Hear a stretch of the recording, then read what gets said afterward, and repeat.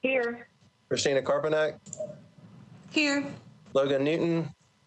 Here. Ross Pepper. Here. Tom Lawless. Happy New Year. Here. Happy New Year. So we have all of the members that are currently on our board are present. We have a quorum, and we'll turn it over to Joey Hargis from the department to start our meeting. Great, thank you. Mr. Chairman, I hope you hear me okay. Yes, sir. All right. We are convened electronically pursuant to Governor Lee's Executive Order number 65 in order to protect the health, safety, and welfare of Tennesseans in light of the COVID-19 outbreak and still conduct essential business of the Metropolitan government. Before we move on with the meeting, the Governor's Executive Order 65 requires a motion to proceed electronically, and staff would solicit a motion on the board at this time. I'm sorry, you made that motion? Lawless motioned, and is there a second? Second. Pepper. And I'll do a roll call to establish that motion unless there's any, and again, by show of raising your hands on the WebEx, if you'd like to say anything. Otherwise, we'll call the question and vote. Ms. Davis. In favor. Ms. Carpenter. In Mr. favor. Newton. Favor. Mr. Pepper. In favor. Mr. Lawless. In favor. Also, that motion passes unanimously. We will hold our meeting electronically. Okay, thanks. In order to participate, in order to convene this meeting and pursuant to that executive order, board members are participating remotely, and we encourage members of the public to submit comments in support or opposition to the board electronically at bza@nashville.gov. We extend the deadline to submit comments, and any comments received by 12 noon yesterday were provided to the board for consideration prior to this public hearing. Additionally, members of the public can call 629-255-1903 to provide comments in support or opposition to any case called on today's docket. We do ask that you wait until the case is presented, as you see on the screen here, prior to placing your call. Good afternoon. The Metropolitan Board of Zoning Appeals is now in session for its regularly scheduled meeting of January the 7th, 2021. My name is Joey Hargis, and I'll be presenting the cases for review in today's public hearing. We are convened electronically. For these hearings, the board reviews the correspondence submitted in support of and opposition to all the cases on today's agenda. The board reviews correspondence and recommends recommendations from other government agencies in preparation for the hearing. In today's hearing, staff will present site plans, maps, photographs, and other documents that comprise the case record. At the conclusion of staff's presentation, the applicant will present his or her case before the board. After the appellant's presentation, we'll allow anyone wishing to speak in support or opposition to the case to call into the meeting, and the telephone number will be provided on screen, but I'll also read that number again when we take those calls. During these electronic proceedings, the applicant has 5 minutes to present their case before the board. Anyone calling in to provide public input will be given 2 minutes to speak. The applicant will then have any time remaining from their initial 5 minutes, as well as 5 additional minutes for rebuttal, for a total of 10 minutes. At the conclusion of each hearing, the board will deliberate and then vote on the case.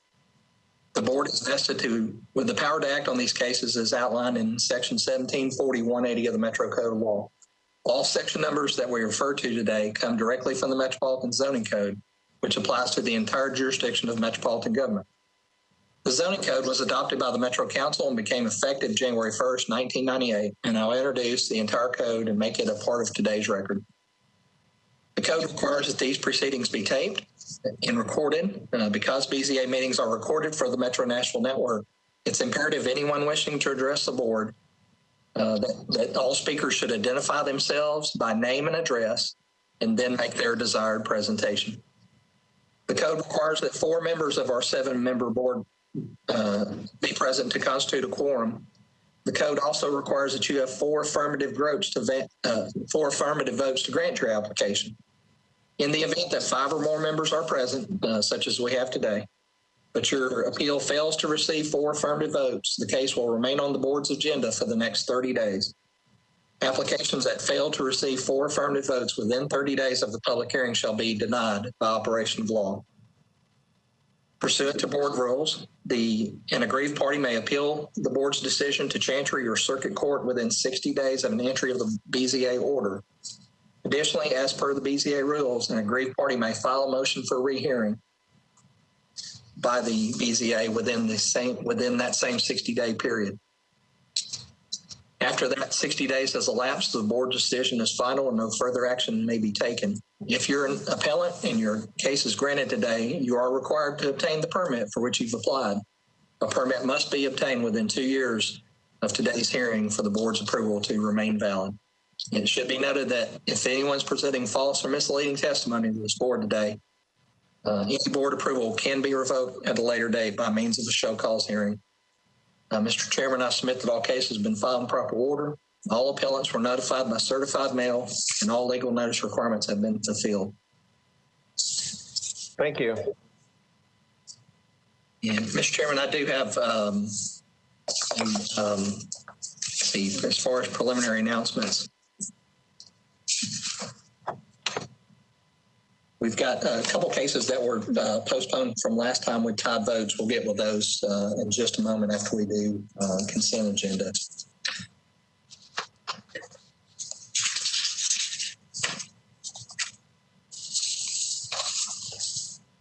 Okay, Mr. Chairman, the board does have a consent agenda.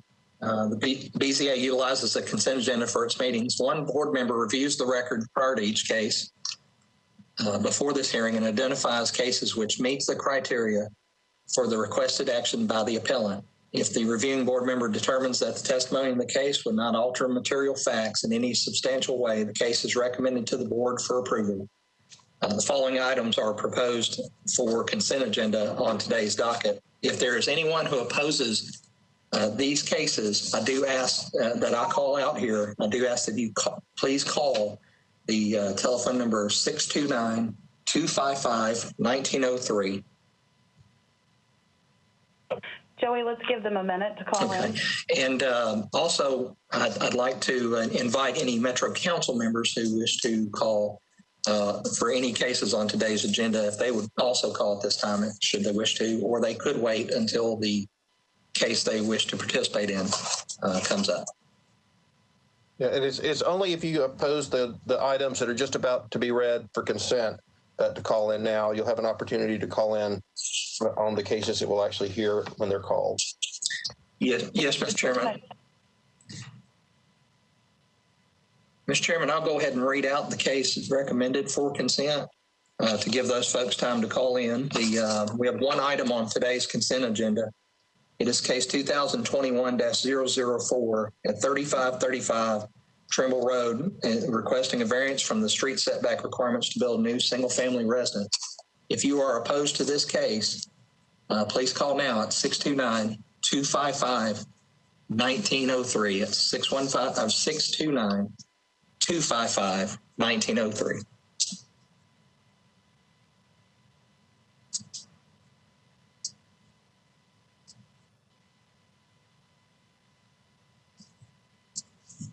Mr. Chair, this is Alex Dickerson with Metro Legal. Could I address the board really quick? Yes, sir. Just a reminder that one of the requirements under Governor Lee's Executive Order number 65 is that anyone who is speaking during the electronic meeting has to identify themselves. That applies to board members, staff, or the public. So just a reminder that if you're interjecting or speaking, making motions, commenting, just to identify yourself. Thank you. This is Jessica. We have not received any callers. Oh, wait.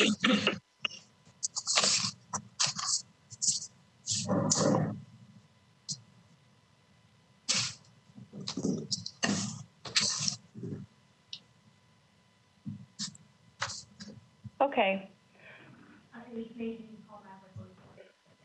We do not have any callers in objection to the consent agenda. All right, this is David Taylor. Hearing no objection to the consent agenda, there's a motion on the floor for the consent agenda. Is there a second? There's a second. This is Lawless. Seconded by Mr. Lawless. Any discussion? If so, raise your hand, please. Seeing none, we'll call the question, and by roll call, we'll vote. And start with Ms. Davis. In favor. Ms. Carpenter. In favor. Mr. Newton. Favor. Pepper. In favor. Mr. Lawless. In favor. I vote in favor also. That motion passes. Okay, Mr. Chairman, that case 2021-004 at 3535 Trimble has been approved by the board. Applicant, it is necessary for you to obtain the permit for which you've applied. Again, as we discussed, you have 2 years to do so.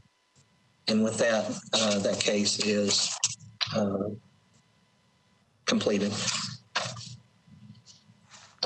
Mr. Chairman, we had 2 items on the agenda that were items that were tied up on votes from the last meeting, and I'd like to go over those if I could. In the first case is 2020-075 at 5670 Granny White Pike. They were requesting a variance from the sign requirements in R10 to allow for 2 signs. The applicant has contacted staff and withdrawn the request for the sign on Granny White Pike. So this matter before the board is just for the sign on Old Hickory Boulevard. Given that change, I'd like to give a new motion on that. The prior motion was a motion to deny with 3 votes to deny from Ms. Karpanek, Mr. Lawless, and Mr. Pepper, with Mr. Logan and Ms. Davis opposing the motion to deny last time. But before I do that, Mr. Chairman, you were not present, so for the record, I'd like to ask you on the record, have you reviewed the case in this record, and do you wish to participate in this case? I did not review the record on this case, and so I'm happy to entertain a motion, but I will not vote on the motion as I am not eligible, since I did not listen to that full exchange at the last meeting. And so at this point, given the withdrawal of Granny White and the willingness to only have this applied to Old Hickory Boulevard, the question to the board is there anyone on the board that has changed their opinion or changed their vote or would like to make another motion at this time? If so, just press the raise your hand button. Mr. Lawless. And just for clarification purposes, with the removal of one of the 2 signs requested, was it noticed, and does that change any of the objections from any of the public that we got? Because if everybody remembers, this was one of the longer hearings that we had, and a ton of objections. And Mr. Lawless, for that, it would not change the notice requirement. An applicant can withdraw or remove portions of their appeal, but they couldn't add to it without notice. So I couldn't ask for an additional sign. Okay, thank you. Yeah, and this is David Taylor. I would think it would be fair, if there was concern about that, to, allow them to, reapply and have, input on that specific request. I mean, that's certainly something we can do. Or if there's not another motion, this case will be denied by failure to receive 4 votes. And you come back in 6 months with the same request, or if we view this as a different request, just bringing the sign on Old Hickory instead of in both locations, and they could bring that back sooner. But that would be up for the board and staff to decide at what point they could bring this case back. So again, were there any other any board members who would like to make another motion or change their vote? All right, seeing none, that case will stay on as long as time allows, but I don't think that by the next meeting, I think its time will have expired and therefore will have failed because it did not receive 4 votes. Yes, Mr. Chairman, this case will be denied by operation of law since no one changed their vote, and an order will be entered with the appropriate order on that case. Okay. That concludes case 75. The second case that was tied up on votes was case 2020-219 at 338 East Trinity Lane. They were requesting a variance in excuse me, street setbacks and a special exception from the landscape buffer requirements in the CS district. Previously heard on December 17th. It failed to receive 4 affirmative votes. The motion was to approve both the special exception and the street setback. And the motion, for the record, Ms. Davis recused herself and is not participating. The motion was to approve by Mr. Lawless and Mr. Newton, and those opposed were Mr. Pepper and Ms. Carpenter. And Mr. Taylor, have you reviewed the record in this case? And do you wish to participate at this time? Yeah, this is David Taylor. I did review the case. I did listen to the case and watched the slides presentation from the electronic meeting last time, and would happily participate.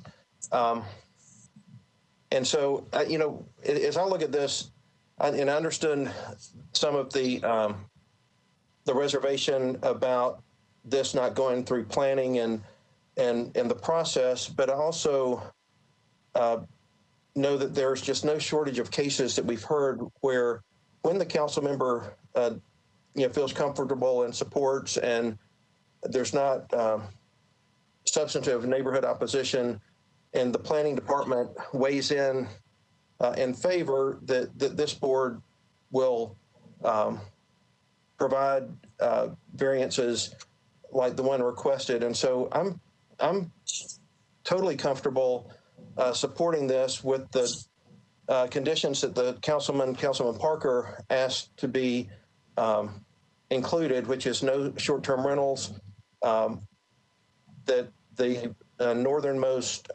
unit, which I believe is Unit 1,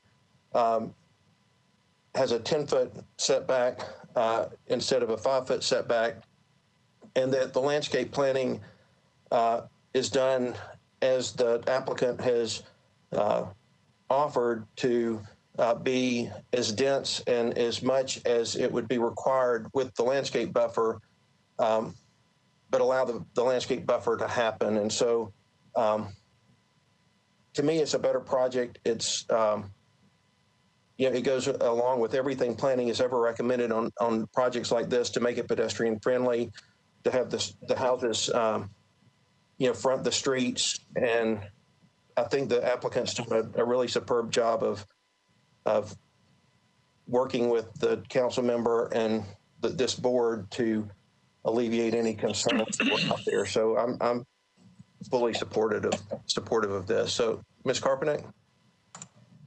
Yes, hi, thanks. I was also in favor of it at the last meeting, so I think Argus, what you read may have been incorrect about who voted against, who voted for. Okay.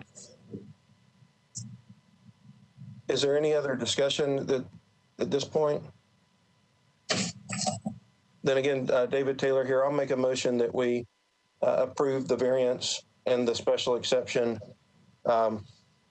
with the conditions that Councilmember Parker had suggested and the applicant had agreed to, of no short-term rentals on this permits on this property. The northernmost unit have a 10-foot setback rather than a 5-foot setback, and that the landscape planning density is done as required by the landscape buffer, but on different locations based on the special exception for the landscape buffer that the planning department has recommended. Ms. Carpenter. I was going to second, that's why I kept my hand up. Okay. Motion and a second. Is there any other discussion on this motion? Mr. Pepper. So for the record, I want to state that I will still be voting against it because I believe that, as I said before, I'm on the Board of Zoning Appeals and not on the Planning Commission. And also there was an objection from a neighbor who put forth some pretty good reasons that he felt like this should have gone through a rezoning. So for those same reasons, I will maintain my vote against it. Okay. Any other discussion? Mr. Lawless. It's Tom Wallace, and I was listed as voting in favor of it last time, and I will be changing my vote this time to for the same basic reasons that Mr. Pepper just enumerated, for his reasons to maintain his voting. So I just wanted to bring that out at this point. Okay, and certainly, and I totally respect, this is David Taylor again, totally respect those points of view. Just think it's very expensive and time consuming to do that. And with the planning department already weighing in support and the council member in support, then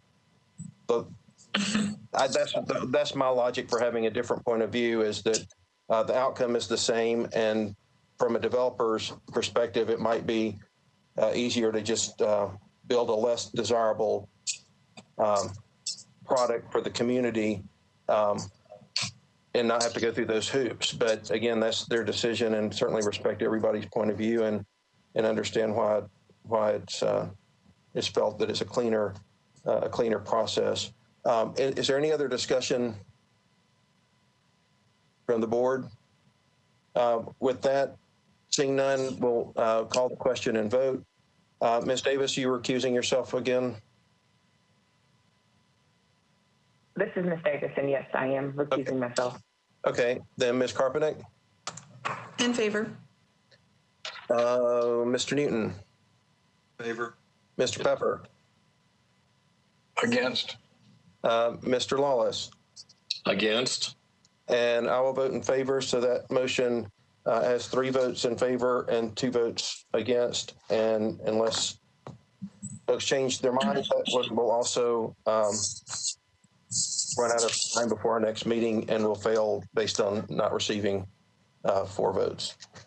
Mr. Chairman, this is Jessica. We here are not able to hear what Logan Newton's vote was. He voted in favor.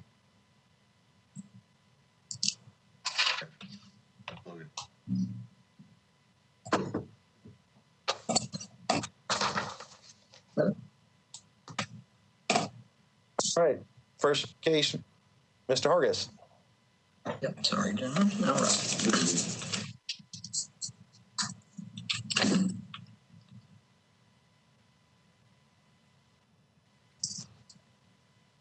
Okay, the first case for the board today is, and a reminder of parties interested in this case, you can feel free to call now at 629-255-1903. That's 629-255-1903. This case was heard at the last time, and the public hearing was continued for case 2020-256. Ryan and Rebecca Bitzer, appellant owners of the property at 5041 Briarwood Drive, requesting a variance in the side setback requirements from 10 feet down to 5 feet in the RS20 district to construct a 1,900 square foot detached garage, referred to the board under section 1712-020A. The appellant has alleged the board would have jurisdiction under section 1740-180 item B. This is just to refresh the board's memory. This is the subject property. There's an aerial photograph of the subject property there. And then the request was to construct a 1,900 square foot building in this location. If you'll note, this is an existing sewer line and sewer easement that runs, so that shows the angle there, and then the proposed structure. Views of the subject property from the road and adjoining parcels. And with that, that is all that I have. I'll turn over to the applicant at this time, reminding them, again, you'll have 5 minutes to present your case. And this is David Taylor. Before the applicant speaks, I just wanted to let everyone know that I did review this case. I know it was deferred, so we will hear it as if it's new, but I did hear the case and am aware of the arguments and the issues with the tree and moving the garage. And so if the applicant wishes to expedite their argument, that's just know that all board members are caught up and up to speed on this case now. hear from the applicant.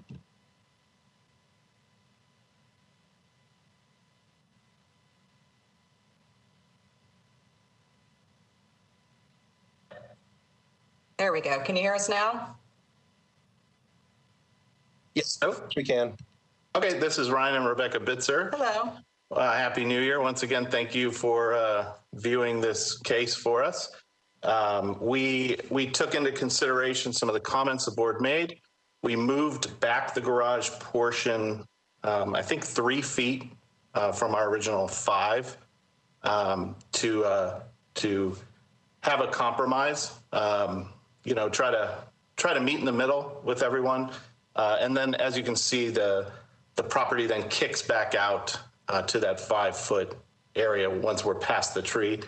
The other interesting thing is the land sits much higher than the tree, at least a foot and a half in elevation from where the tree is actually rooted. So, when you dig down, it's not like you're cutting into,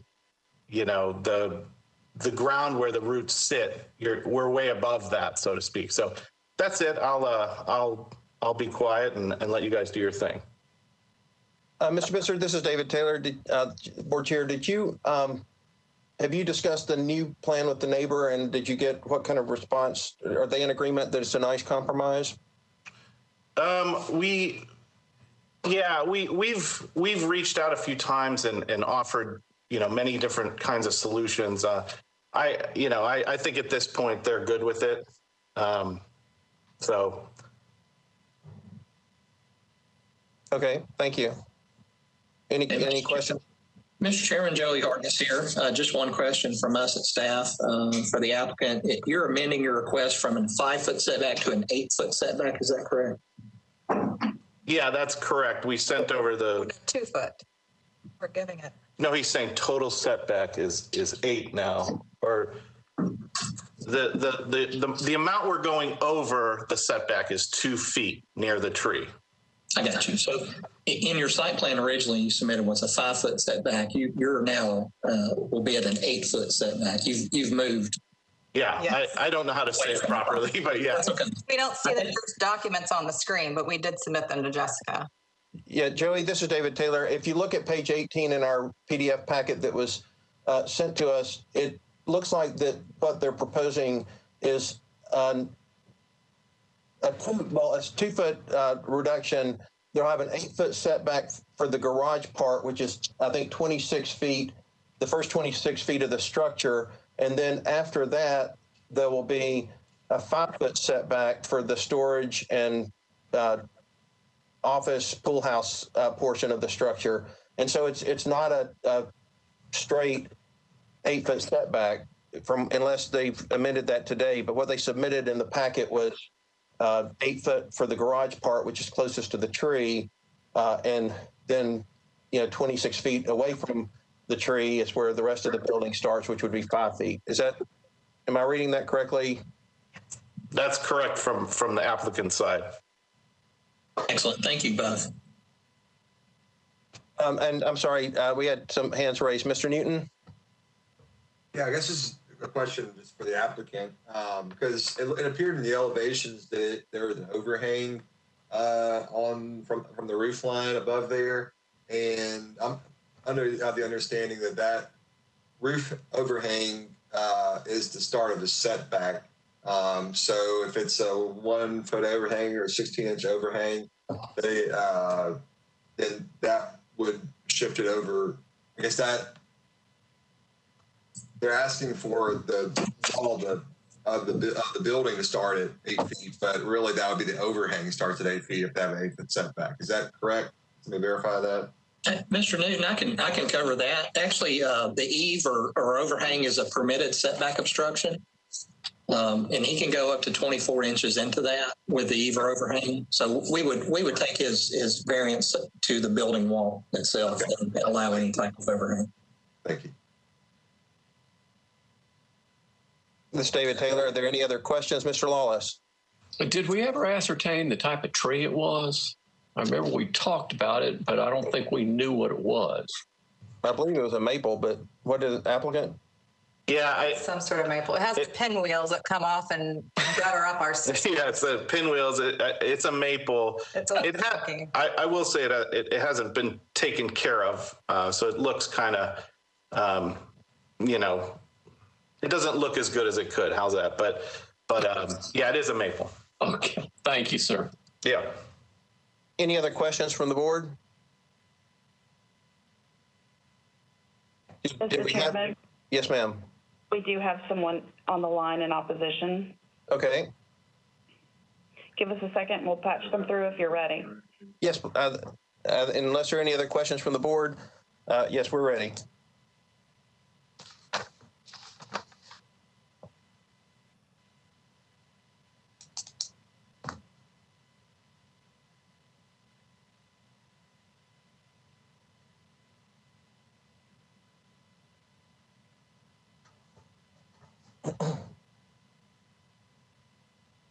While we're waiting for the person to come on, Joey, can you put the picture of the property back up? Thank you, sir. Let's see, the speakerphone button, if I'm not mistaken. Caller, can you hear us? Yes, I can hear you. Can you hear me? Yes, you're ready now. Perfect. Thank you. I'm actually not speaking in opposition. This is Council Lady Courtney Johnston, and I'm speaking in favor of this. I think it represents a really good investment in this area as we have modern families that are taking advantage of these homes that are particularly small in nature. And I think that business has done a wonderful job at making some changes to their original plan to be as accommodating as possible. And so I just wanted to call in and let you guys know that I am in full support of this, and I hope that the board is as well, and I'm happy to answer any questions. And this is David Taylor. Council Lady Johnson, thank you so much for calling and appreciate you doing that. Were there any other questions for the Council Lady? Don't see any at this point. Thank you so much. Absolutely. Have a great afternoon. Thanks, you too. Were there any other callers on this case? There are not. Any other questions for the applicant from the board? All right, seeing none, we will close the public hearing and discussion. Ms. Carpenter. Well, I'm still concerned with the proximity of the garage to the tree. And I understand and I thank the applicant for providing a revised plan and helping us understand more what's it going to be in the structure. I would be willing to grant the variance for the portion of the building that's not the garage. But I do think the garage can be pushed over a little bit more and stay within the required setback. Okay, any other, Mr. Pepper? I agree with Ms. Carpedak.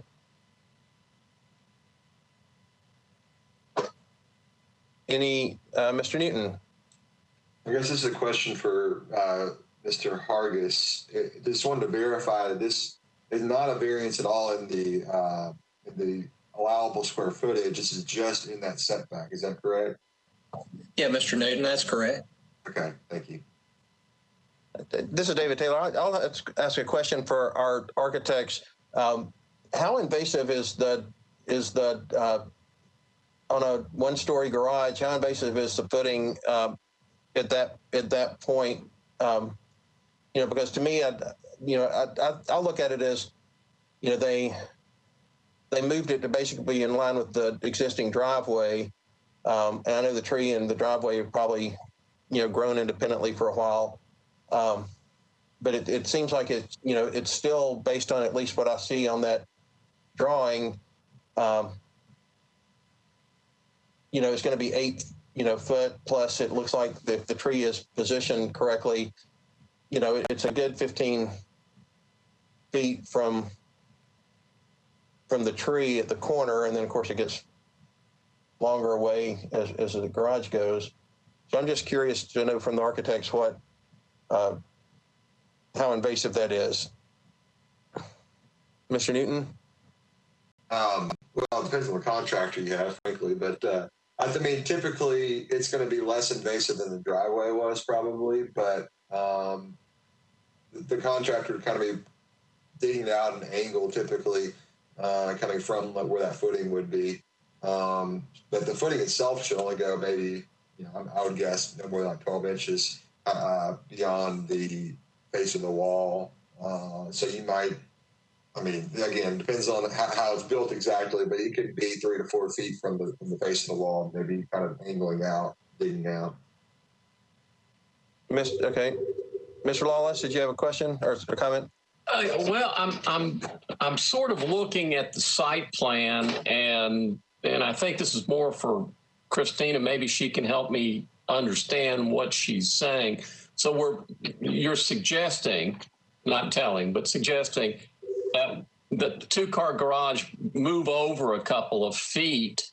Will they still be able to pull both cars into the garage if that happens? And I'm asking now because we're way outside of my expertise, obviously. Did that make any sense, Christina? Yeah, I didn't raise my hand, but I'll answer.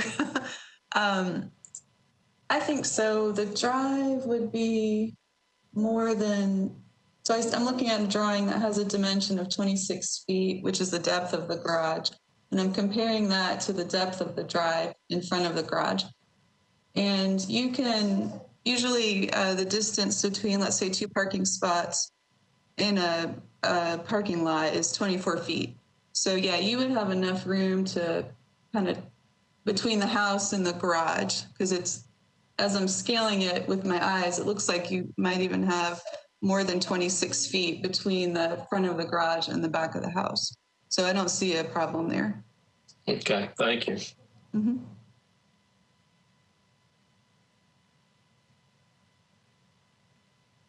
Okay, are there any other questions at this point? I don't think did we close the public hearing? I don't know if we heard anything else, right? We are in discussion. Yeah, I think that is where we are, Dave. Okay, good. Any other comments at this point? I mean, I personally tend to agree with the council lady that they did adjust the plans. And I do, and I guess to me the question that I'm sensing from the board is, do we approve what the applicant has, the alternative plan that the applicant has submitted, or do we ask that just the garage piece comply with the setback? And, I surely don't want to do any damage to the tree, but I also, I'm not convinced that the plan as presented would damage the tree. But that's just where I am. Mr. Pepper. So I don't know whether it will damage the tree either, but it just seems like it's a nice, fairly older growth tree that is worth trying to save if we can. And looking at the site plan, it seems to me, and maybe one of our architects could help me, but it looks to me like you could design this where you could move the garage over towards the pool and 2 feet, and you'd still have the same size garage, and you could still have the same 2 entrances. But again, I'm not an architect, so I could be wrong about that. But I have assumed, looking at this site plan, that you wouldn't necessarily have to have a smaller 2-car garage. Ms. Carpenick or Mr. Newton? Mr. Carpenick? I agree. Mr. Newton? Yeah, I mean, I would agree as well. It's kind of making the roof lines funky if you do that. I mean, it already is by offsetting it, but you can definitely do it. So I think there's enough room to get the cars in there and everything if you do that. This is David Taylor again. Is there movement toward a solution or a motion? Mr. Lawless. If the applicant was to say they would move it over a little farther, I think the sense that I've gotten, and I remember from the last hearing, is we really do like trees, and it's pretty good sized tree. And I don't know about the elevation part of it, but I've got two architects saying, and I depend on their expertise, which is substantially more than mine, but I've got two architects saying that, you know, it can happen. It can get moved over. And I wonder if the applicants have thought or are getting a feel of this body that way. Well, and, you know, this is David Taylor again. It really, you know, it seems like that, you know, we can certainly ask, but it seems like that, you know, that it's really more on this board because, you know, this board is, you know, can basically say, you know, here's what you can do and fit it in, because, you know, if the board's unwilling to do what they ask, then we vote no. And if we say, well, you can have 9 feet instead of 8, or you have to go 10 feet for the garage, well, that's what we decide. So to me, if it's protecting the tree, I would just ask those that are most concerned, do you feel, you know, we have no right to say it has to be more than 10 feet because I don't believe, unless we want to condition it with the ability to have the back part closer. But to me, it's really, where do you feel comfortable as a board? Is it the 8 feet they proposed, or is it 9 feet, or is it 10 foot at the setback line? Mr. Pepper. Well, I was going to propose a motion, but I think you want some more discussion, so maybe it may be premature. Well, let me just say, my motion was going to be that, and can be that, if I'm fine with the variance with respect to the remainder of the structure, if the applicants will move the 2-car garage, if they'll give a 10-foot variance on that, I'm fine with the 5 foot, or excuse me, if they'll comply with the code and build the building at the 10-foot setback mark with respect to the 2-car garage, I'm fine with the 5-foot setback on the rest of the structure. That, looking at my site plan, it looks like it begins with what they've called the storage unit. Right. And if that's a motion, I'll make it a motion. Then I will second it, and that's Tom Lawless. We have a motion and a second, and I would ask if you all would consider either an amendment or a condition that should the applicant, this motion, if passed, will allow the applicant to do exactly what we just said. Have the 2-car garage at 10 feet, which is the first 26 feet of the building, and then the rest at 5 feet. And I guess the only thing I would ask, if you all would consider this as an amendment, is that should they determine that they can't do that, and they present evidence from an arborist, that we would consider hearing another plan within the 6-month time frame. It basically just says if their architect says they can't do it, and we have basically professional testimony, we would at least listen to the testimony. It doesn't mean that we would agree or insist that, you know, or do anything, but I just, since we're changing their plan, I'd just like to give them at least a window to come back, should it be necessary, to ask us for permission. Again, not assuming it would be granted, but to at least ask us and know that it would take a professional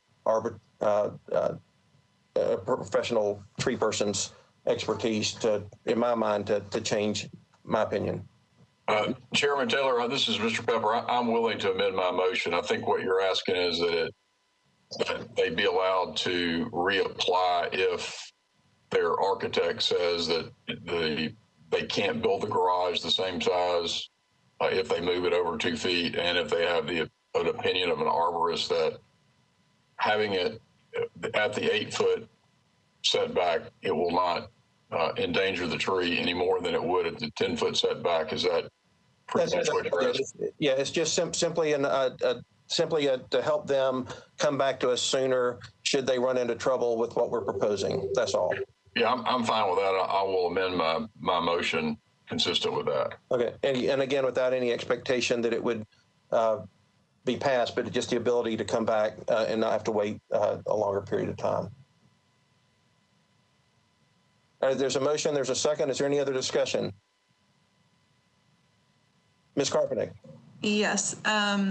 Just thinking through that this is a variance request, and variances are not like special exceptions where people are allowed to do things if they prove something. But with that said, we did not identify the hardship, and I remember the hardship being from the last meeting, an easement going through the back of the property. So I wanted to point out that there is a hardship that is allowing us to consider that the portion of the building being moved 5 feet into the setback. Okay, thank you. Any other discussion? We will call the question and start with Mr. Pepper. In favor. Mr. Lawless. In favor. Ms. Davis. In favor. Ms. Carpenter. In favor. Mr. Newton. In favor. I'll vote in favor also. That motion passes unanimously. Next case. All right, Mr. Chairman, the next case for the board is case 2021-001 in Council District 3. AR Realty LLC is the appellant equity trust company. The owner of the properties located at 5018, 5102, 5022, and 5106 Buena Vista Pike, requesting variance in the street setback in the RS15 district to construct 4 single-family residences referred to the board under Section 1712-030A. The appellant has alleged the board would have jurisdiction under Section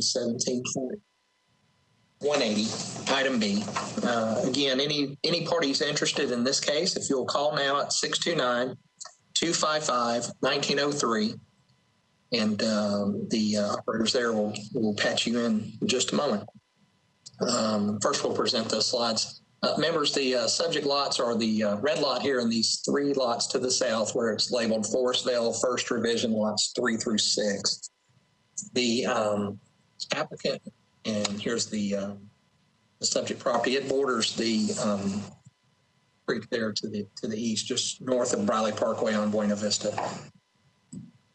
And these are the site plans presented to the applicant. They did not show houses on here. We asked them honestly not to because they're honestly not that far along. But the required building setback is where my cursor is moving here, which is 30 feet. They are proposing a 20-foot minimum setback, and they did overlay building footprints, if you can see on these 4 lots. And the issue hardship that they stated was the floodway buffers and stream buffers along Whites Creek to the east, which would be the top of the slide is east, north would be on the left-hand side of this slide. Went out and visited the property and took these photographs. You can see Whites Creek there in the background. I'm standing on Buena Vista looking at the subject slides from left to right or north to south in these 2 photographs. So upper left photo of the houses to the north, Buena Vista Pike on the left-hand side, Whites Creek on the right. And then if you south, we see the Briley Parkway overpass over Buena Vista, and then the building lots there. That is the case record. I'm going to pull back leave the site plan up for the applicant. With that, I'll turn it over to the applicant. Applicant, if you would please state your name and present your testimony to the board. And also a reminder, anyone wishing to call and talk on this case, please dial 629-255-1903. And this is in regards to case 2021-1 on Buena Vista Pike.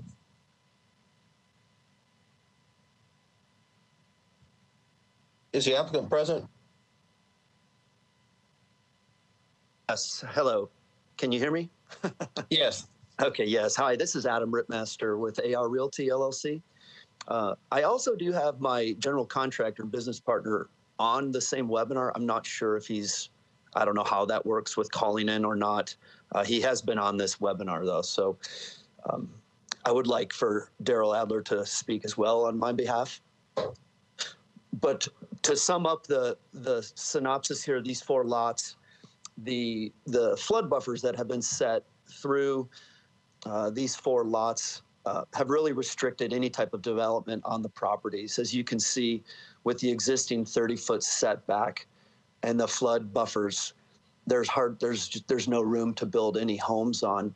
And we were looking for the 10-foot variance to allow for the buildable platforms there, to make the 4 lots buildable, and to move forward on the next steps with this. The hardship that we have faced is the flood concern. And to make note to the board, these properties, and especially toward Whites Creek Pike, Buena Vista Pike, did not flood in the historic 2010 Nashville flood. And if you were to actually see on the sites and look across on the east side of Whites Creek, the farmland there, that is where the actual runoff and the flooding had taken place. And really, that's just to sum it up. That's the gist. Okay, this is David Taylor. One question I had, it looks to me like the property line of your property is set back from Buena Vista Pike itself. And so you're wanting a 20-foot setback from your property line. Do you know how far that would be from the actual road? I don't know off the top of my head. I do not know that. Well, let me just ask you this. From the edge of the pavement. Well, I just was curious because we do have a lot of cases sometimes where, the effective setback is different than what's requested, and I just was curious. I mean, it looks like on the page that we're seeing on our screen right now, sure, the dotted line represents the property line, and it's a good little ways from what's drawn as the edge of pavement. Right. I wanted was confirmation that there is that additional space between Buena Vista Pike and your proposed residence. This is Daryl. Can you hear me? Yes, sir. David, I believe there's an additional 5 to 6 foot from the actual property front corners to the edge of the pavement. Okay. Thank you. Mr. Newton. Just looking at the scale of what's, if the page we're looking at right now is to scale, it looks like there's about, and the edge of pavement is drawn correctly, it looks like about 43 to 45 feet from the 20-foot setback to the edge of pavement. Okay. So another 20 plus feet. And we're trying to stay out of that flood buffer. Okay. When these lots were platted, that buffer was not in place. So that has taken away some of the buildable envelope. Mr. Lawless? I was just going to ask if Joey could put the photo that he took when he was out there up, please. Thank you, sir.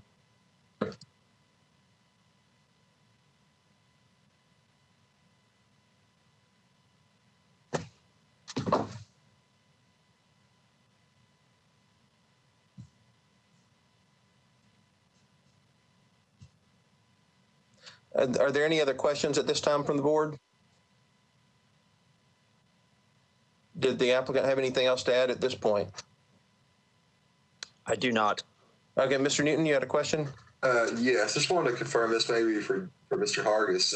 Is this a contextual setback or a platted setback we're looking at? In this case, you're actually going to have both come into play. The contextual setback does apply here.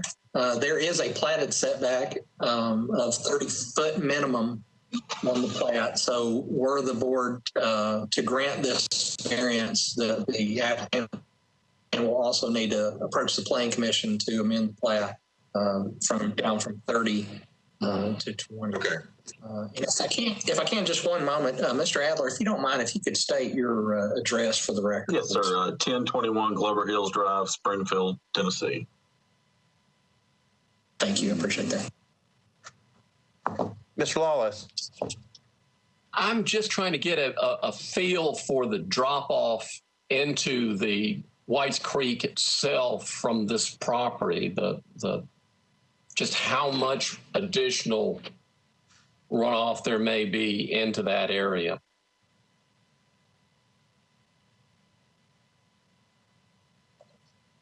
Mr. Lawless, if the board likes, I can pull up the topographic maps from Metro GIS if that's helpful. It would. I mean, I'm just trying to get just a sense of, because Joey, you've got some really good photos and it does help, but if all of a sudden you're going to have a lot of impervious surface that is put out there with this building, I just don't want someone all of a sudden that never's had water in their basement to get it.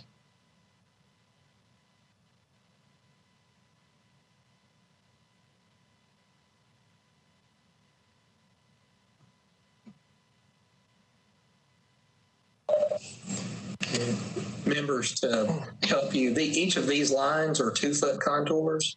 The bold line being elevations at even elevation numbers, but each of these lines is a 2-foot contour. So from this dark line to this dark line is 10 foot of elevation change down hill.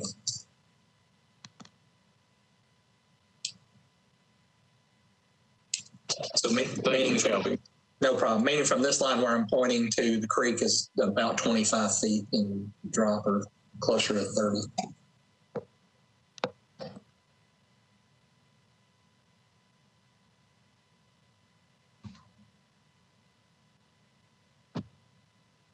Any other questions at this point from the board? And did the applicant have anything else to add at this point in the hearing? Yes. Hi, this is Adam Rittmaster once again. The last thing I did just want to mention, based on the with the water runoff, is one of the attention to details we were looking at is with these 4 lots was doing shared drives and a more pervious drive material to help with that. Okay, thank you. You're welcome. Mr. Newton. So you'd say you're looking at a pervious material for the driveways? Correct. And would you be okay with us making that a condition of an action taken today? Absolutely. Okay.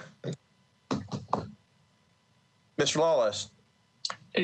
For the applicant, have you guys done a survey of how many trees and that type of stuff that's going to end up having to be taken out as a result of the building?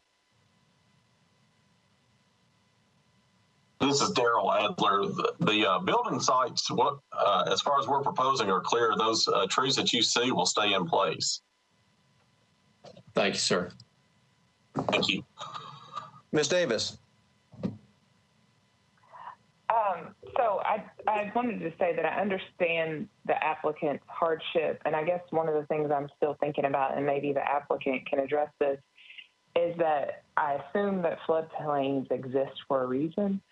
And so I'm wondering if they have a statement or kind of just sort of address what impact, if any, this variance would have on the floodplain and the purpose of having a floodplain. This is Daryl Adler. The building envelopes, I believe, are out of the floodplain, and the houses are required to have a finished floor elevation. And we're doing all we can to stay out of that flood buffer that's in behind there. Okay, thank you. Thank you. Okay, any other questions? Was there any opposition to this case? There is not. Okay, with no opposition, does the applicant have anything else before we close the public hearing? No, sir. All right, we will close the public hearing. Discussion. Mr. Lawless. Well, I'm going to lean on Mr. Newton and Ms. Kaepernick. What does it do for the flooding, guys, so that obviously there's going to be something going down into White's Creek. And I'm not, the trees are going to stay, so I feel better about that, but I'm a little concerned about the runoff and what have you. And help me out, guys, would you? All right, Mr. Newton.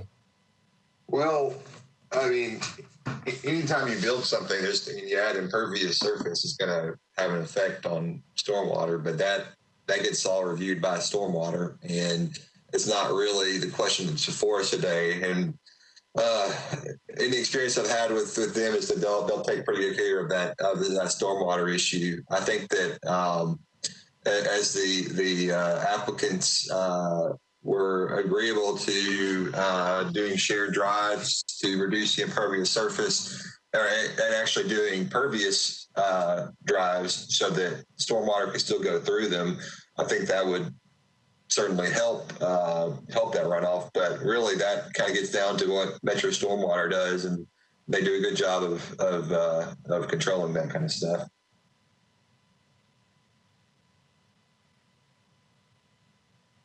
Any other thoughts or comments? Mr. Lawless. And I should have asked this of the applicants, and I apologize. So we're going to have to speculate, but what's the price point on these homes? I guess can we open it enough to at least ask that magic question? Does anybody object to opening the public hearing for that question? Seeing none, we'll reopen the public hearing and ask the applicant to respond to Mr. Lawless's question. Yes, hi, this is Adam Rittmaster again. Yeah, the price points on these homes with the initial plans was going to be in the $330,000 range. So really more of a entry level for new construction in Nashville, Tennessee. Mr. Lawless? No, I hit the wrong button. I'm sorry. Thank you, sir, for that information. You're welcome. All right, we will reclose the public hearing. Anybody have a thought or a motion? Mr. Newton. I'll move that we approve based on the hardship, approve the 20-foot setback based on the hardship of the floodplain and flood buffers on the lots, the exceptional narrowness due to those things. And did you add your conditions? Yeah, and with the conditions that they have shared driveways using a pervious surface. All right, there's a motion on the floor. Is there a second? Ms. Carpenter? I will second. Mr. Pepper, did you have a comment or about the motion or? Yeah, I just had a comment, and I think there is a hardship. I think it's a good motion. I do have this concern, and it comes from, frankly, being a lawyer for so long. Shared driveways, they are often not very good for neighborly relations. Sometimes people get along fine, sometimes they don't. And I have come to not like the idea of shared driveways because I think they create problems. I'm fine with the motion. I would,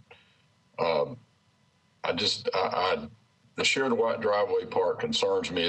I guess I'd ask Mr. Newton, is there something we could do other than that?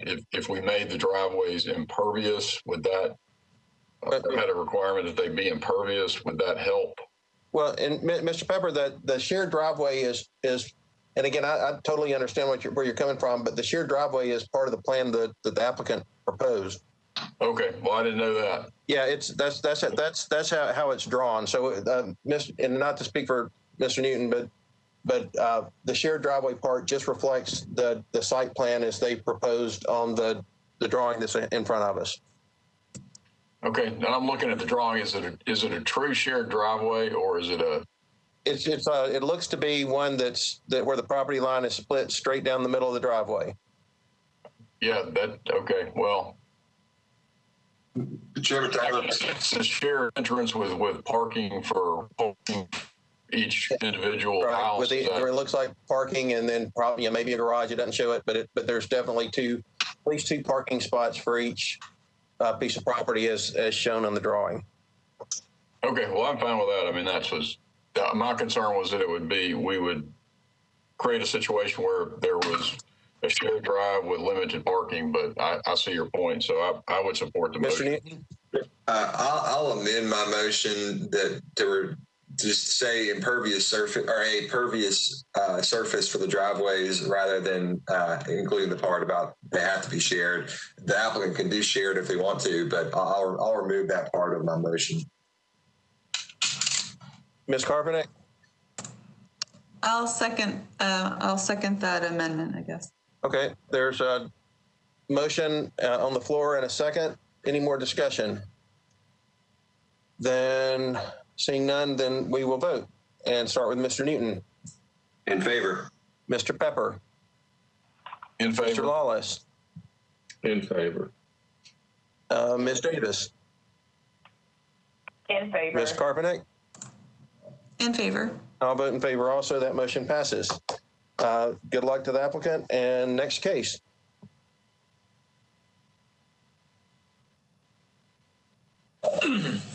Okay, Mr. Chairman, the next case before the board is case 2021-003. Again, any parties wishing to call the board today, please call 629-255-1903 at this time for case 2021-003, located at 1700 Neely's Bend Road, requesting a special exception in the RS40 district. The appellant is seeking permission to locate a portable classroom on the property. Referred to the board under section 1716-170E and 1716-150. The appellant has alleged jurisdiction under section 1740-180, item C, use religious institution. So this is the subject property in the RS40 district located in Neely's Bend, portion of Northeast Davidson County. An aerial photograph of the property. And the site plan is submitted by the applicant. This building, if you can see my cursor moving, is the existing structure. The proposed building is here, which you'll see in the photographs here is actually on the site currently. This is a view of the subject property from Neely's Bend. Views in the upper left looking north on Neely's Bend, properties to the north, and then bottom right is properties located to the south. And again, that structure is located right there. I think I've got another photograph I can pull up of that structure. With that, I'll turn it over to the applicants if they are present. Again, anyone wishing to call the board on this case, please call 629-255-1903 at this time. And with that, I'll turn it over to the applicant. Good afternoon. Can everybody hear me? Yes. Hi, good afternoon. This is Jenny Laska. I'm here with my father, Louis Laska, who's also next to me right now. Hello.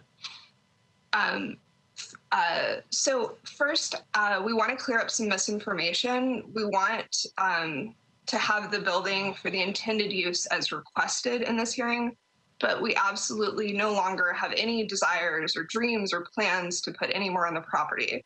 It was considered, but after hearing from the neighbors and exploring options earlier this week, it is something we will never do. And there will certainly never be a daycare center on this property as long as we own it. And the 2 cars that are at the front of the property will be removed from public view, and the dumpster will be relocated if the waste management company can.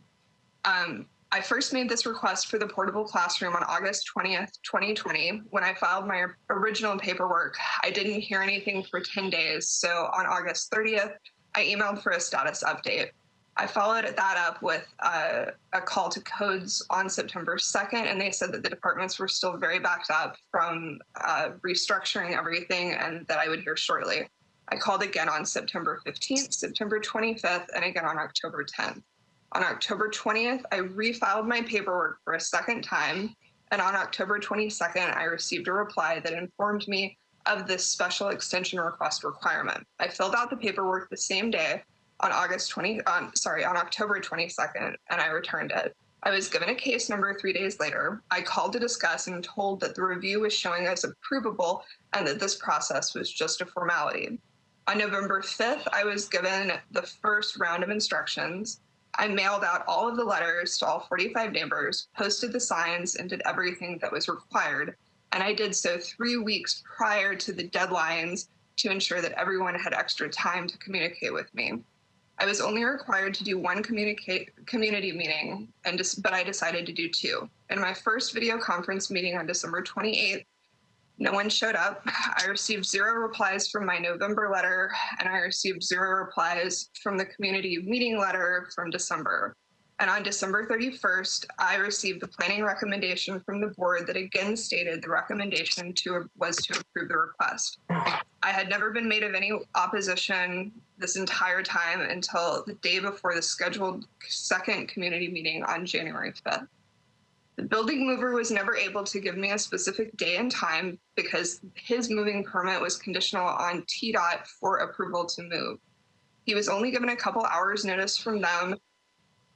I was told that the physical move had to happen around midnight due to traffic and on-ramp closures. The mover was exceptionally wonderful to work with, but he moved it far earlier than I expected and did so in the middle of the night while I was asleep with no prior notice. I was shocked when I saw it was on the property much faster than I imagined. I had the sewer and water lines run because I wanted to make sure it was done according to codes prior to the placement. I didn't want the tonnage of the truck on the pipes, and I wanted to be able to see that the excavation work was really done deep enough in the soil. The classroom is far nicer than you may think from the outside. Yes, it does need a new paint job and a skirt around the crawl space, as well as flashing and other repairs that will happen shortly. On my exhibits, pages 14 through 18 are the pre-visual concepts. Both buildings will be painted the same modern neutral color. I plan on doing cedar brick finish at the crawl space area and design detail around the entire property with these materials. The buildings will have custom fabricated farmhouse shutters and new exterior lighting. The 2 structures. 2 minutes remaining. The new structures will be joined with a privacy fence that will hide our older vehicles and create a visual merge. When it is done, it will not look like a portable classroom. It will blend in. If the temporary status is of issue, I can simply pour a foundation and lower the structure to the concrete pad and anchor bolt it down. I've had a strong preference for the elevated height to maintain the same roof line with the church and provide a better view of the woods behind, but I can also do whatever is necessary to make it a permanent structure if that is the issue. In the pandemic, I have permanently relocated back to Nashville, where I was born and raised. Like many others, I have been upended by 2020, and although I am blessed to be here with my family, the struggles I've experienced during this time have been crushing. I was only trying to get back on track, create opportunities, and do things to make this property better. On pages 23 through 24, you can see samples of my art that I plan to do in the classroom. And on page 25, you can see a sample of the renovation work that I've done on another property. I've been renovating properties and doing interior design for over 10 years. I don't have much that I can give to the world right now, except for hard work and design skills. I know that there's opposition to this, and I hope to work diligently to overcome this and improve the property. And I sincerely ask the board for approval on this request to make this property better.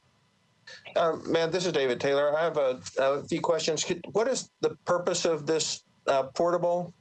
It's a property, the little portable I hope to use as an art studio that's an accessory building for the church. So an art studio. A classroom. I'd like to be able to teach people design stuff. I'd like to be able to work in there. I'd like to have it as an accessory, as a extension of the church. Tell me about the church. How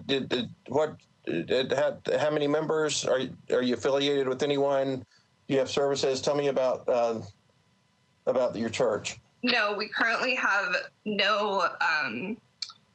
We currently have no members, and there hasn't been a church in there for many years, in part because the condition of the church when we bought it in 2016 was dismal. So if you look at pages 3 through 13, you can see the repairs that we had to do over the last years the first thing we had to do is replace the entire roof that you can see because of the water damage.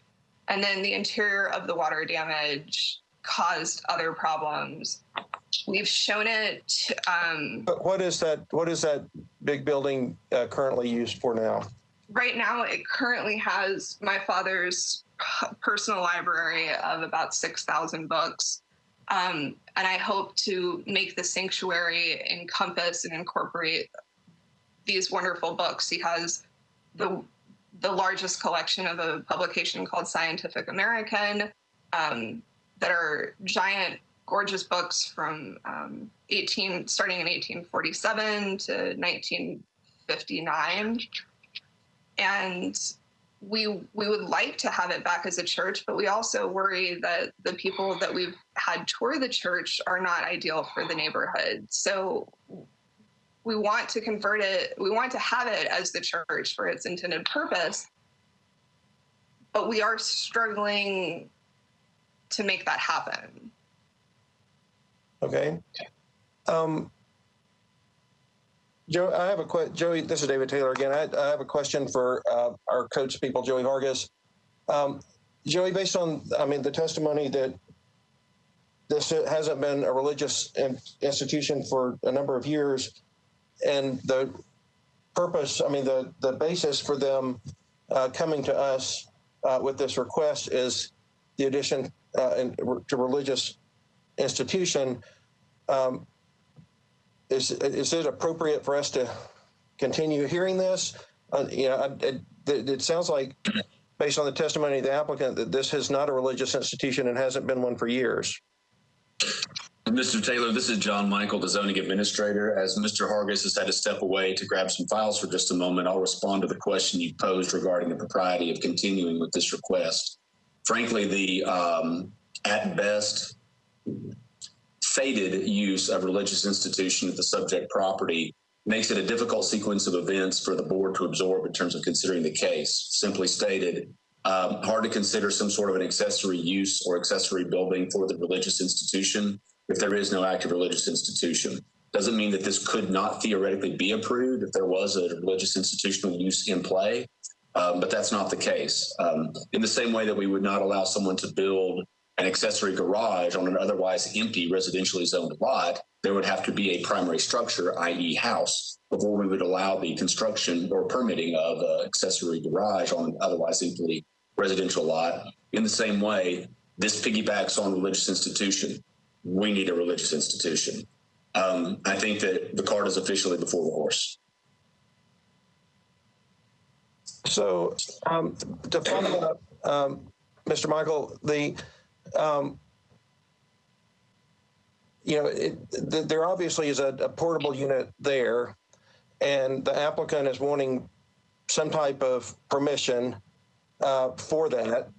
And the way it was applied was because, and they called it a church, but then it's also been testimony that it hasn't been for many years and there are no members. And so I don't believe it's actively a church and hasn't been for long enough for it to have any kind of grandfathering as a religious institution. Not that they couldn't have a religious institution, but they'd have to come and ask for that. And so what is the proper process for them to, either try to convince codes that this is a legal structure, or come to whoever, and perhaps us, to ask for that structure to be allowed through some type of variance or whatnot? There's actually about 3 ways to respond to that, Mr. Taylor. Again, this is John Michael, the zoning administrator. And I guess the real question is, how should we view this at this point? Sure, you've got 3 approaches you can take. 1, the board can take a vote today as to whether or not they've met the requirements of the special exception under 17.16 of the zoning code. What the questions you're asking and the facts that you're laying out demonstrate that you probably don't think that's the case, and therefore it's entirely possible that the case would fail outright, thus creating a timeline whereby the appellant would have to wait to either bring the case back. Number two, the board could defer the case indefinitely, allowing the appellant to reset the date, renotice, republic hearing, all the above, to some later date when they think they have their facts in order and can demonstrate to codes administration staff that there is in fact a religious institutional use in place on the property, thus giving them a chance for that accessory to the religious institutional use. That is in all likelihood what the board, and based upon board's prior procedural determinations on not dissimilar cases, there's some wisdom in that approach. It also gives the appellant an opportunity to keep the case afloat while they work to get the matters in order. Implied but not directly asked is the third idea, and that is to the extent that they've got a property standards issue here, that's a matter of cooperating with that division of the codes department, which of course is separate from us in the zoning division, but with whom we work regularly and on an everyday basis. We can communicate with them that this is all pending, trying to get forward on the BZA case. Indefinite does not mean it all survives forever. Sometimes we ask the board to consider backstopping and say, look, you've got 3 months, 6 months, 1 year, whatever the case may be, to get the ducks in a row and get the case renoticed and get it back on the docket for some much later date. But nevertheless, that middle ground of don't kill it today, don't let it drift forever, but do allow it to come back at a later date once they've been able to demonstrate to the zoning staff that there is a religious institutional use active and in place on the property, then this case would be much more ripe for consideration before the board. Well, but you know, again, based on testimony today, it has not been a religious institution for many years and isn't now. So the zoning administrator is trying to be a nice guy these days. Mr. No, I mean, and it seems to me like it's more of a property standard, or, you know, or it just seems like, well, I guess the question I have for you, Mr. Michael, is, you know, given that I don't believe it's a residence. They said it was a storage facility for a library, and given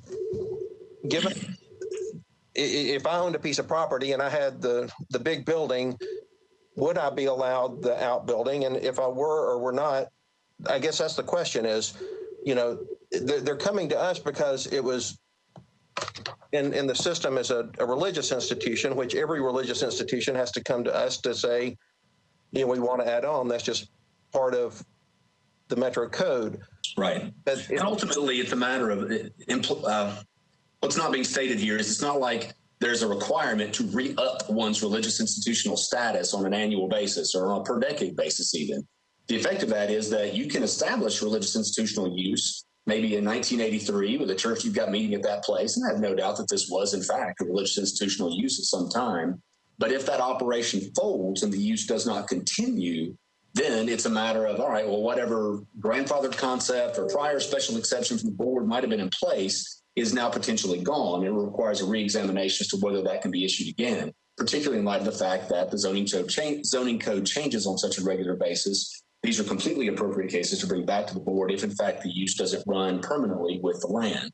So they're not there yet. And what they call it is all well and fine. But if I call my car a Ferrari, you can look in the back and see 2 child seats and surmise otherwise. Okay. Mr. Pepper? Yes. So, I mean, what I see is the applicant has come asking for a special exception as a religious institution, but they're not a religious institution, haven't been one. And I'm very uncomfortable, and I don't think it's appropriate to, and I think it could be appropriate in other cases, and obviously we have done that. But I think it's not appropriate to say you've come asking for a special exception as a religious institution when you're not. But we'll just continue this until such time as you establish a religious institution and come back. So that's my view of that, and I will make a motion that we deny the application. And Mr. Pepper, we haven't closed the public hearing. And okay, I'm sorry. I thought we had. No, I'm sorry. Once the applicant had testified that it was not a religious institution now. That's why I'd asked Mr. Michael to clarify kind of standing and what we needed to do and how we needed to think about that. So, okay, sorry for jumping the gun. You're right.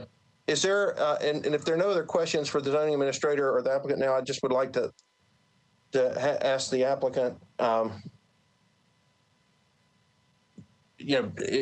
based, you've heard our concern about the religious institution aspect of this. Would it be possible, just because I've never done any investigation into this matter, but would it be possible to make this building into a residence? That's something that you'll have to ask the codes department. And let me, I'll ask that,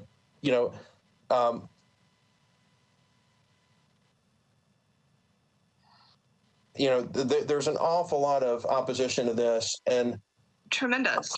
And that's why I would like to postpone indefinitely and withdraw the motion right now and do everything that I can to rehabilitate myself, not just with my neighbors, but to try to figure out an alternative. And maybe the religious designation doesn't need to be on this property anymore. When we bought it in 2016, it had not been a church for over 13 years. There had been no parishioners. And we bought it from the Chancery Court. So this property, has been in serious neglect and need of something to happen to it. So I would like to explore the other avenues of perhaps making this into a residence, because it may fit better than this. Okay. Is there anything else that you'd like to add at this point? Not at this time, thank you. Okay. Are there any, Mr. Pepper, did you have a question? No, I'm sorry. I forgot to take my hand down. I'll take it down. Okay. At this, is there opposition on the line for this case? Oh, yes. And the council person. Okay. Let's hear from the council person. Okay. Mr. Newton? Well, she asked to speak after all of the opposition. Okay, that's fine. Mr. Newton? Did I hear the applicant say that she was withdrawing? She wanted to withdraw the case? She said she wanted to defer indefinitely or withdraw, and so let me open the public hearing to clarify. Ms. Laska, if we defer this case for a period of time, and again, we haven't heard from the opposition or the councilman member to be able to offer that. We don't have full information to make that decision. Then that would give you the chance to come back as a religious institution. But it sounds to me like, based on everything that you've said, that you and your father have never operated this as a church and have no intention of operating it as a church.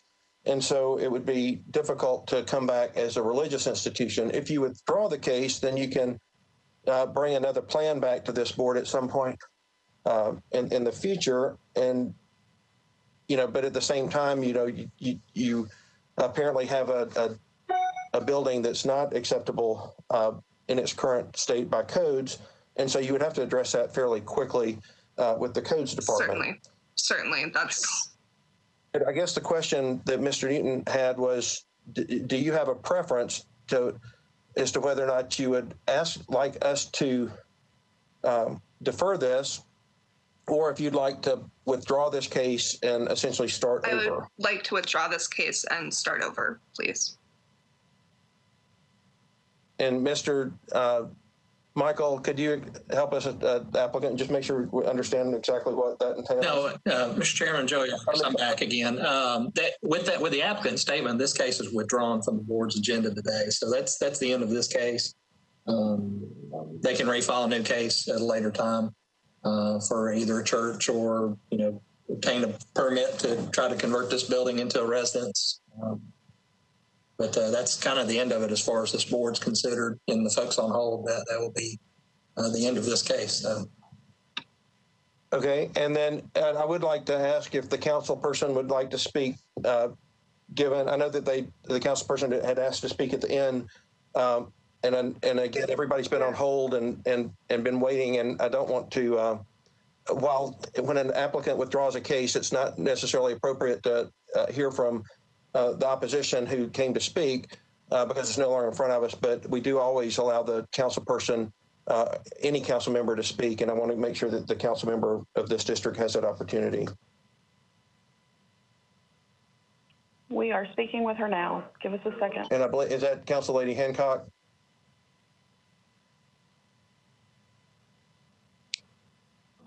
Yes, she would like to speak, and we're going to patch her through. Okay.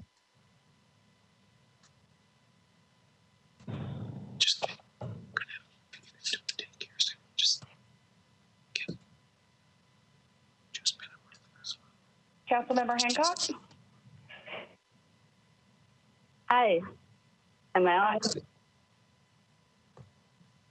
Yeah, we can hear you. Welcome. Great, thank you. Well, I appreciate your consideration. I know that you read the letters from my constituents throughout the area and paid close attention to the general usage of the area, which is, was one of their primary concerns. And then the other concern is that, we don't have temporary structures in this area, and they are already kind of, not loving the temporary structure of the old church, but to have more was really frustrating to the community. So I appreciate that you already saw that, and I appreciate the applicant's willingness to consider other things in the future. And thank you very much for your time. Great, thank you, and I appreciate you and your constituents hanging with us in this kind of longer COVID-related hearing type with everybody having to call in and queue up and that type of thing. But as you know, the applicant has withdrawn the case, and we'll go back to the beginning, and hopefully that'll involve community input, and may hear from you again, but surely appreciate everybody's interest in the case today. Thank you. All right, thank you. Mr. Chairman, with that, we'll move on to the next case. All right, yes, sir. The next case on the board's agenda is case 2021-005. Paul John Bolliford is the appellant, and Coyle Hardy Family Foundation, LLC, the owner of the property located at 1101 Paris Avenue. They are requesting a variance in the lot size requirements in R8 district. The applicant is seeking to build a detached accessory dwelling unit on the property. This referred to the board under section 1712-020A. The appellant has alleged jurisdiction under section 1740-180 item B. This use is a dadu. The subject property is located in a neighborhood conservation overlay, the Waverly Belmont overlay, and this is the subject property as shown at the intersection of Terrace and 11th Avenue. An aerial photograph of the subject property. This appeal is hinging on the request to construct a detached accessory dwelling unit along the alley at the rear of the property. In order to do a detached accessory dwelling unit, you are required under the code to have the requisite lot area required of you for the zone district. That would be 8,000 square feet. On this drawing, and the applicant has demonstrated that they are short of that lot area amount, I believe, by 500 square feet, but I'll let the applicant correct me during their time. This is a view from Paris looking into the subject property, and then the adjoining properties either side. I don't have a shot at the rear of the property, but the detached accessory dwelling will be located to the rear. They are going to put an addition on the residence at the back of the property. See the existing residence here, and then the proposed building would be located along the alley. So with that, I'll turn it over to the appellant to state their name again. If there are any parties wishing to address the board today on case 2021-005, please call 629-255-1903 for case 2021-005. Thanks.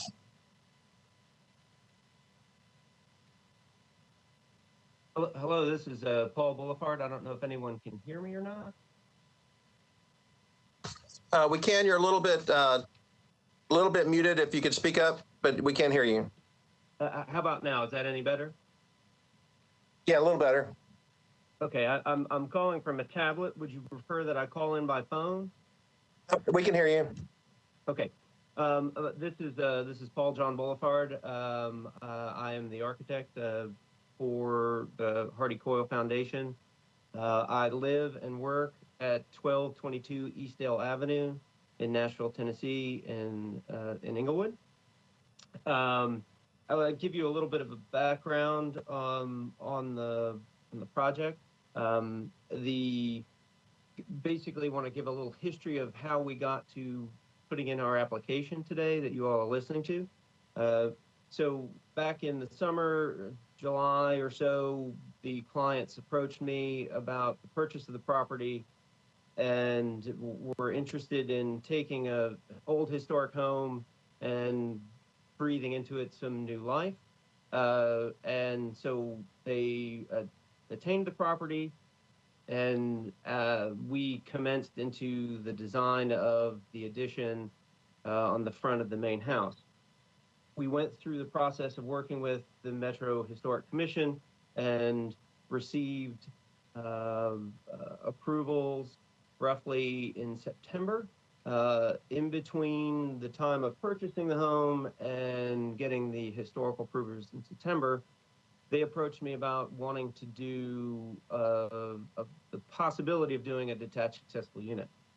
So I did my initial due diligence in the process. I have done several detached units throughout town, some in this neighborhood, some in other neighborhoods. And my initial inquiry was that my understanding that when you do detached accessory unit, the square foot minimum for a piece of property was a minimum threshold of 7,500 square feet. We'll get to the delta here shortly. So we developed a design. I worked with the Historic Commission to review the design. We actually got the reviewed design approved at the staff level for the detached accessible dwelling unit. And we proceeded forward with the site plan, which is what you have on the screen now, through to start the permitting process to make the project go underway. In process of getting the permit for the main house, the permit process requires that there are two active permits, one for the house and one for the rear unit. In the process of getting the permit for the rear unit, we were introduced to the minimum size requirement, which was the 8,000 square foot minimum. As you can see, I don't know if you can really tell on this particular site plan. I sent Jessica yesterday a revised site plan that kind of shows our design footprint and a kind of some elements about the site conditions. One of the things that this site plan, I don't know if you can enlarge it, but the 11th Avenue South is a very kind of strange piece of street. It kind of more works like an alley rather than a street. It's not actually paved, and it has a kind of asymmetrical relationship to both Paris and the alley right away at the back. So 2 minutes remaining. One of the conditions that we're looking at here for our request is that the lot doesn't necessarily kind of present itself as a 7,500 square foot lot. It actually seems to be much larger. At the Paris Avenue end of the lot, it kind of feels about 11 feet wider, and then the alley portion, it's about 15 or 16 feet wider. So the lot seems much larger than a 7,500 square foot lot that we currently have. What our hardship is that we're less than what we need to. What in my due diligence of looking at the adjacent lots and adjacent sizes, our last kind of interest in pursuing the variance was that we have noticed that 1104, which is across the street directly from our property, that they have put in a request for a variance for a detached accessible dwelling unit and received it. So we felt that there was a strong likelihood that we would be able to get that amendment as well. So that concludes my comments and thoughts. I'm open to any kind of discussion, and I want to thank the board for listening to my presentation. Thank you. Okay, and this is David Taylor, are there any questions from the board? I will note we do have an email from Council Member Sledge saying that this request was fine with him, for the record.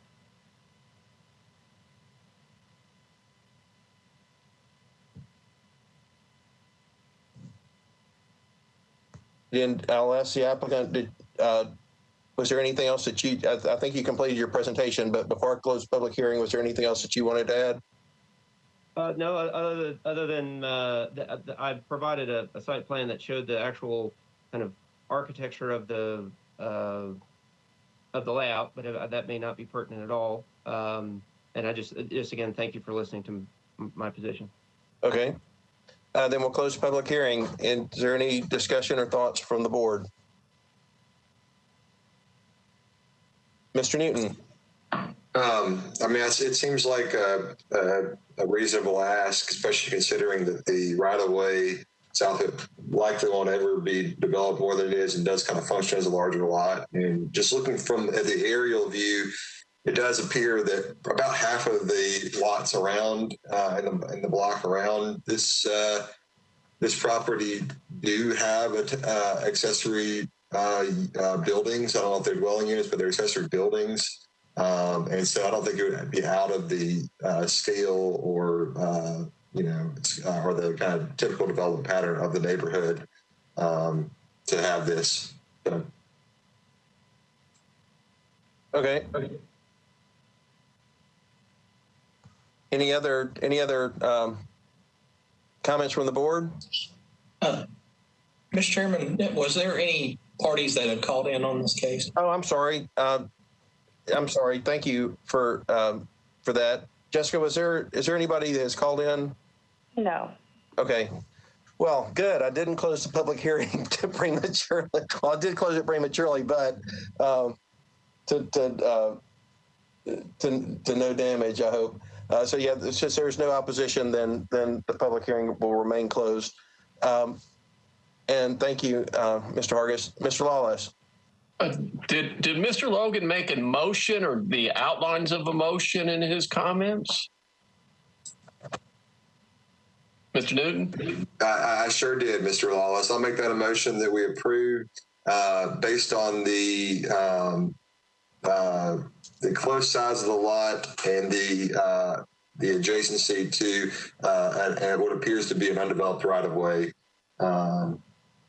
And so I'll make that a motion to approve the variance request. And I'm going to assume that you don't mind me seconding your motion, do you, sir? I'd be completely okay with that. Thank you, sir. Okay, David Taylor here again. We have a motion. We have a second. Is there any discussion on the motion? Then seeing none, we'll call the question and start with Mr. Newton. In favor.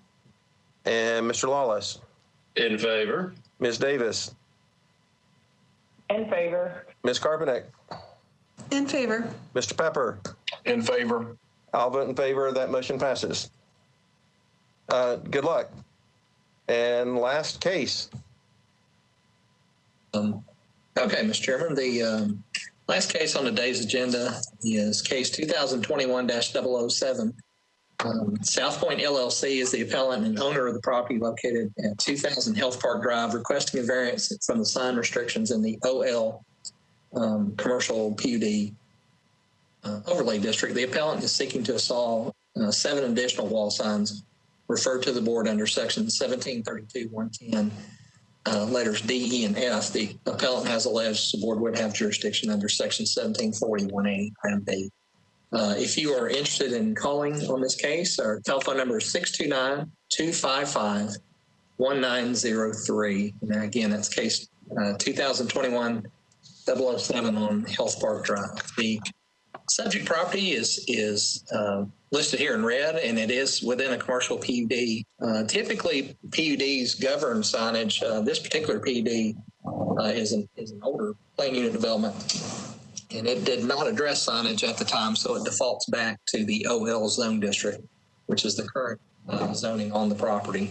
The OL district has a restriction on signage in it for multi-tenant buildings, and whereas the signage is permitted to be given to one tenant over the allowable signage for other tenants. And that is what happened in this case. TriStar, the developer at the time, elected to put the signage toward the larger tenant here. And so the request came into our office to do signs above tenant spaces within the building, kind of as to see the gray areas and tan buildings, as you see normal tenant spaces with signage over those.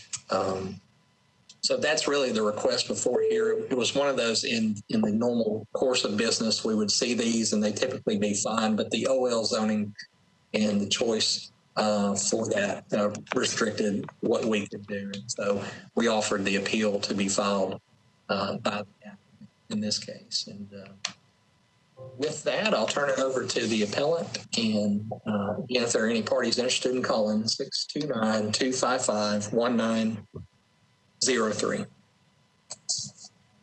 Yes, thank you, Mr. Hargis. And can you all hear me at the moment? Yes.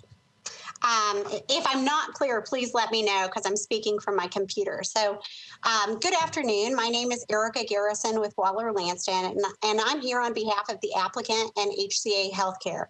And with me, I have Grant Rutledge, who's the Chief Development Officer for HCA, and I believe he's calling in and happy to answer any questions you may have. HCA Healthcare leases this building from the owner, and they're requesting a variance to allow additional wayfinding signs on this building. The request is supported by planning as it's in a PUD and has been reviewed by them.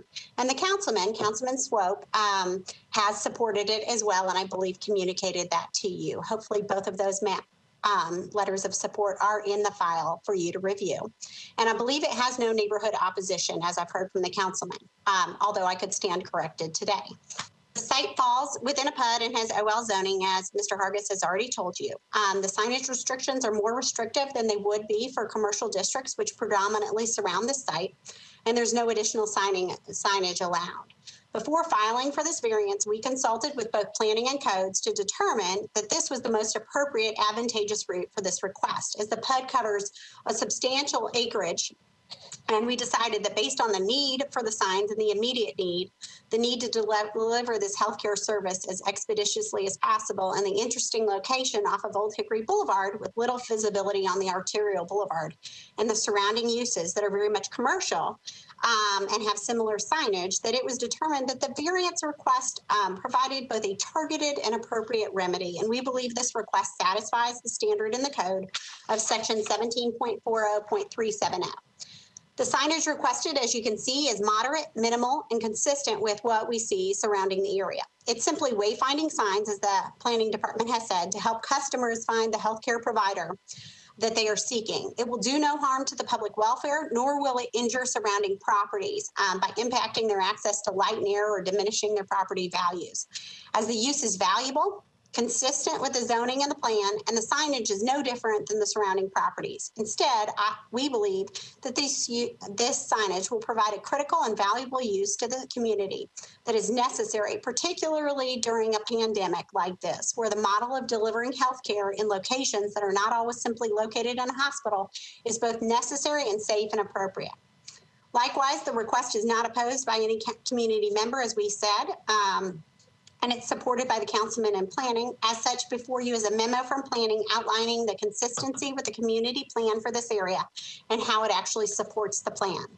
Furthermore, the pandemic and the necessity to quickly be able to provide safe, easy access to healthcare in new and different delivery ways, and the specific need to provide access to Care Now, which will hopefully be occupying the site, and other emergency services outside of a hospital that provide COVID testing and COVID treatment, presents a unique circumstance that necessitates this variance, as the signage, which will help find these providers, is a condition precedent for these entities to use and occupy the space.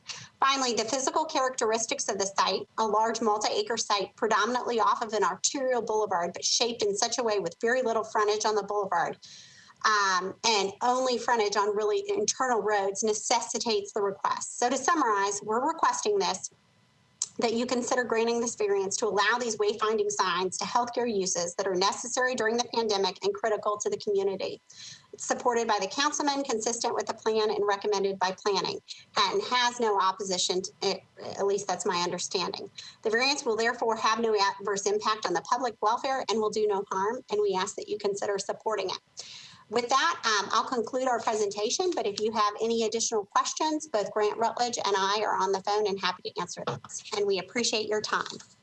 All right, Mr. Lawless, you had your hand up, I think. Did you have a question, or did you just have that left up from before? I left it up from before. I'm sorry. No, not a worry. Mr. Pepper. Yes, I would like to ask the applicant, and I could not, it appears that in the application you did, you put in something about what the hardship was, but for whatever reason, I guess the way it came through when it was transferred electronically, it was too small for me to read. And I think you just stated something about your hardship or the hardship of this property. Can you tell me that again, what the hardship is? Sure. I think the hardship is the unique location and configuration of the site relative to an arterial boulevard, and the fact that it has very little frontage on that arterial boulevard, which necessitates the wayfinding signs. Okay, very good. Thank you. Mr. Lawless. I was going to ask Joey if he would flop up the pictures of the location again, please. Thank you, sir. Yes, sir.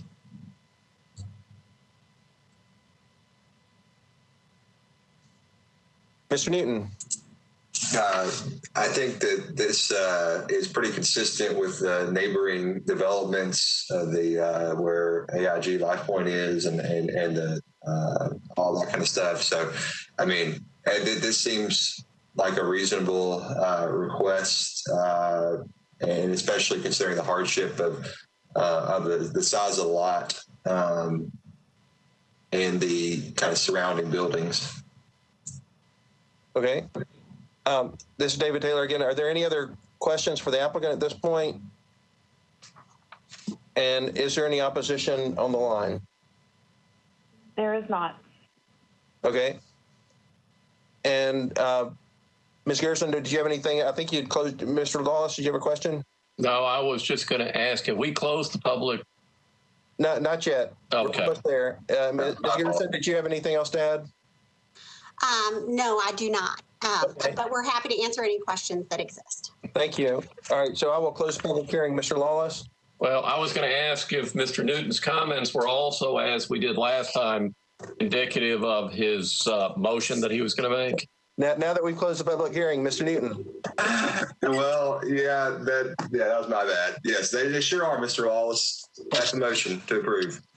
Then I would be more than honored to second his motion if he made it. All right. This is David Taylor again. There's a motion. There's a second. Is there any discussion on that motion? Seeing none, we'll call the question and ask for a vote, starting with Mr. Newton. In favor. Mr. Pepper. In favor. Mr. Lawless. In favor. Ms. Davis. In favor. Ms. Carbonek. In favor. And I will vote in favor also. That motion passes 6-0. And I believe that is the last case for the first meeting of 2021. It is, Mr. Chairman. The Board of Zoning Appeals is adjourned. Wonderful. Safe January, everybody, and hopefully we'll see you soon. Glad you're back, David. Oh, me too. Thank you.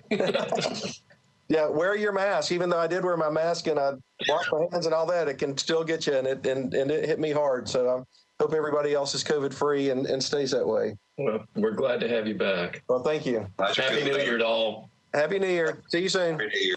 See you.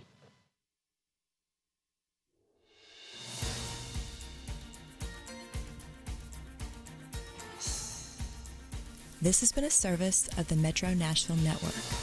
If you would like to see this presentation again, or for more information about this and other programs, visit nashville.gov.